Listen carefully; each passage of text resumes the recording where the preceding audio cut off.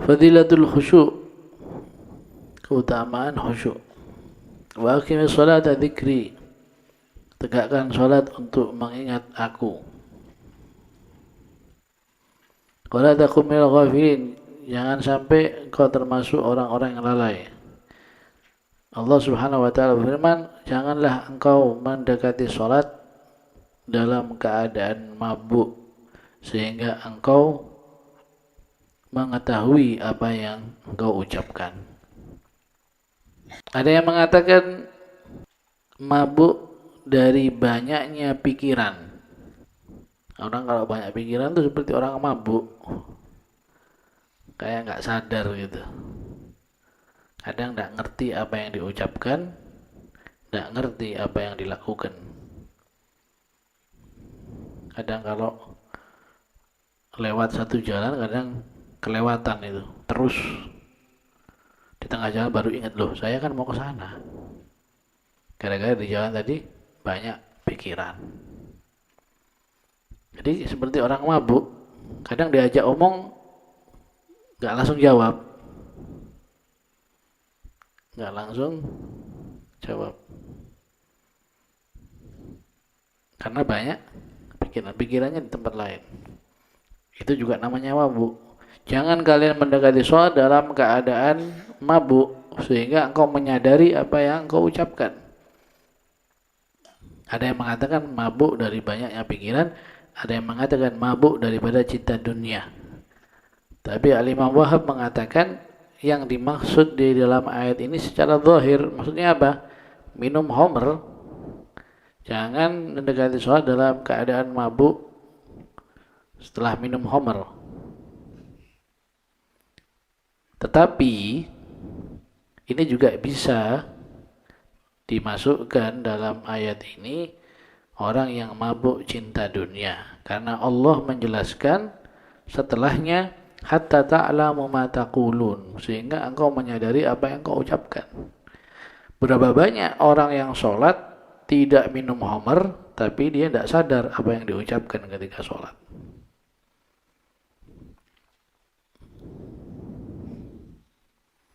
Tidak sadar apa yang diucapkan ketika sholat. Ada orang sholat Bismillahirrahmanirrahim, ini jadi imam ini.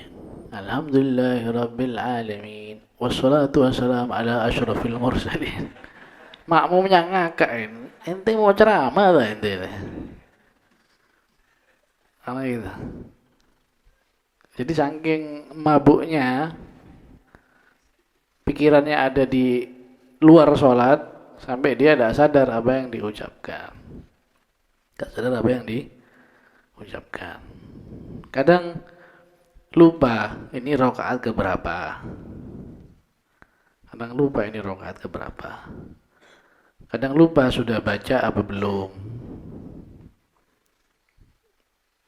Nah, jadi tidak sadar apa yang diucapkan. Padahal dia tidak minum khamr. Padahal tidak minum khamr. Berarti bisa masuk dalam ayat ini. Karena mabuk itu nggak mesti minum khamr.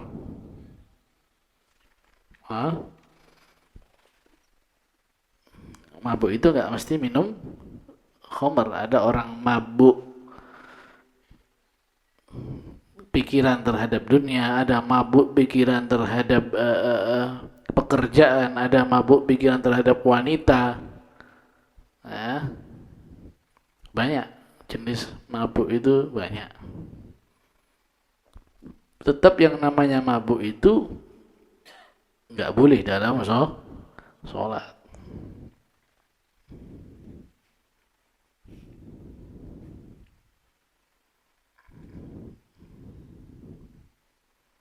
Makanya orang yang ngantuk itu nggak boleh sholat, nggak boleh maksa tetap sholat, nggak boleh. Kenapa? Kata yang disabdakan Nabi SAW dalam hadis itu, terkadang seseorang itu ngantuk tetap sholat sehingga dia tidak sadar mengucapkan melaknat dirinya, atau dia mengucapkan yang seharusnya Allahumma anta rabbi wa ana abduk. Karena dia ngantuk berat.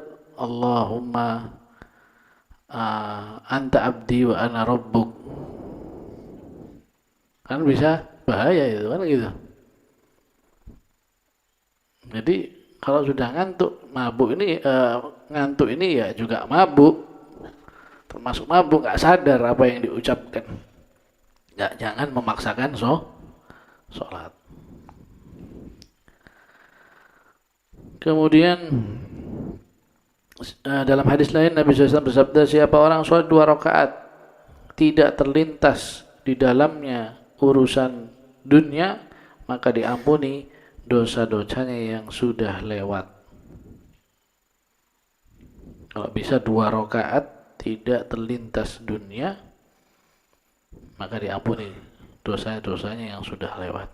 Tapi pertanyaannya, apa bisa 2 rakaat itu tidak terlintas apapun? Ya tentunya butuh perjuangan, butuh proses, butuh usaha. Imam Ghazali dalam tempat lain menjelaskan usaha untuk dapat khusyuk itu dari tempatnya, dari waktunya itu berpengaruh. Kemudian persiapannya sebelum sholat. Makanya orang kalau wudhu itu harus hatinya sudah bersih dari dunia. Harus wudhu zahir dan wudhu batin. Wudhu zahir itu membasuh wajah, tangan, rambut, kaki. Wudhu batin itu membasuh hati daripada urusan dunia, dibersihkan waktu wudhu. Dari wudhu sampai sholat itu bisa membawa kepada khusyuk. Wudhu, selesai wudhu pegang-pegang HP, teleponan, rokokan, habis wudhu, itu omong-omongan lagi, masih omong-omongan lagi. Ya. Kemudian sholat. Nah, ini sholatnya terancam dah khusyuk ini. Karena prosesnya sholat itu dari wudhu. Nah, kemudian tempatnya juga harus tempat yang tidak bergambar, ya, yang kosong, yang los. Karena tempat yang ada gambar-gambarnya, yang ada hiasan-hiasannya itu bisa menghilangkan rasa khusyuk. Kemudian diantaranya juga menyelesaikan urusan-urusan yang belum selesai. Itu termasuk cara mendapatkan khusyuk. Nah, ya. Jadi sumpama ketika mau sholat ini kompornya masih nyala.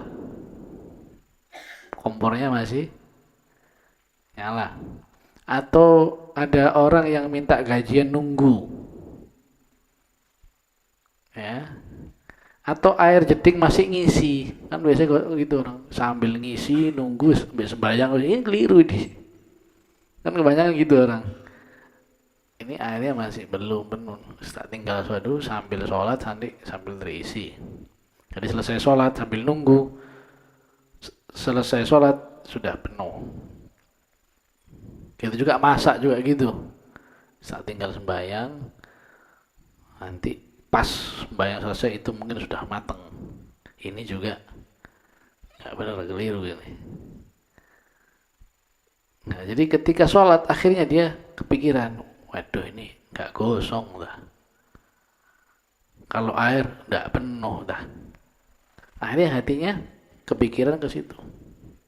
Bahkan kalau sudah makanan disiapkan,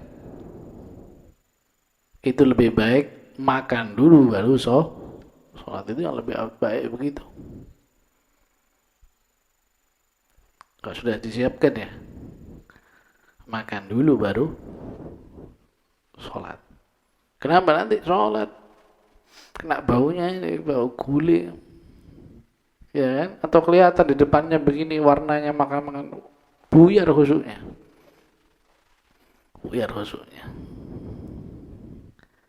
Begitu juga urusan bersama istri juga begitu. Ada hajat, keperluan dengan istri, tapi dia belum sholat. Biasanya begini, ini kalau langsung diselesaikan hajatnya, belum sholat, nanti mandi dulu, wudhu dulu, baru sholat, repot. Ya apa enaknya? Wis diselesaikan, sholat dulu aja. Sholat dulu, baru menyelesaikan hajat dengan istri. Ini juga tidak benar, keliru ini. Akhirnya apa? Sholat belum tahiyat sudah tahiyat duluan. Karena gitu. Ini masih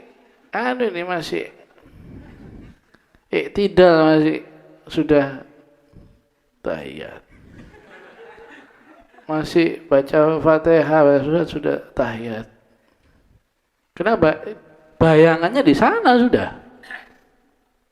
Dia sudah ada hajat, sudah ada keinginan.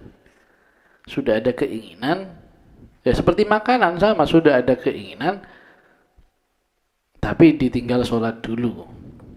Akhirnya apa? Kepikiran makanan. Nah ini juga sama, sudah ada hajat, tapi memilih lebih sholat dulu. Kenapa? Kalau sholat dulu enak, nggak keburu mandi, nggak perlu wudhu lagi. Jadi sholat dulu. Akhirnya tadi itu bayang, nanti mau gini, nanti mau gitu, kan gitu. Na'udzubillah. Makanya orang yang menguasai ilmu agama, dia lebih memilih menyelesaikan hajatnya terlebih dahulu, baru sholat. Hajat apapun itu, selesaikan dulu baru sholat. Selama waktunya masih ada ya. Jangan wis mepet, sudah mau habis waktu, sempat itu dulu. Iya. Sempat-sempatkan makan dulu atau sempat-sempatkan sama istri dulu, nggak boleh kalau gitu. Selama masih ada waktu.